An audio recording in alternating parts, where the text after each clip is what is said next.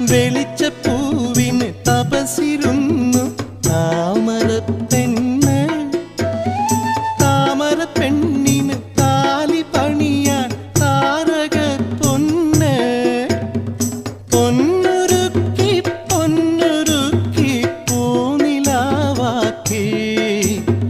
എന്നിട്ടും മാനത്തെ മുത്തുക്കുടത്തിന്റെ കണ്ണു തുറന്നീല.